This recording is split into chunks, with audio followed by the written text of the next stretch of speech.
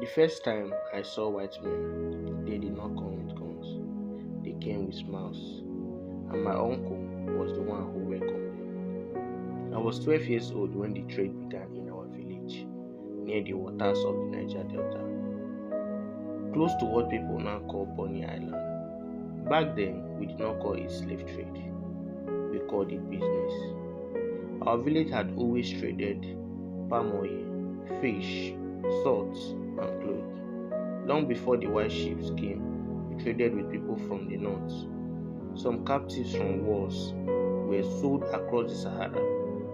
That had been happening for many years through the Trans-Sahara routes. We heard stories of men taken towards the lands of Tripoli and beyond. It was not new, but what came next was different. One morning, large ships appeared on the water.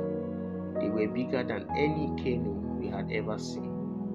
The elders said they came from far across the sea, from a place called Portugal. Later, others came from Britain and Spain. They brought mirrors, they brought guns, they brought strong drink, they brought shiny metal, and they brought hunger. At first, they only wanted food and water. Then they asked for workers, strong young men. The elders refused. But some chiefs along the coast had already started trading peoples. It had begun in the 1400s when the Portuguese first touched the West African coast. By the 1500s, it had grown. By the time I was born, the trade was becoming something else. Something dark. My uncle was not the chief, but he wanted power. He said the white men had weapons we needed.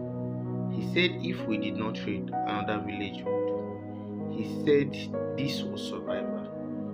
That is how evil enters. Not with shouting, with logic. At first, they sold war captives. Men captured from fights between villages. People already seen as enemies. It felt distant. It felt normal. But trade grows like fire. It does not stop when you expect. The white men built holding places near the water.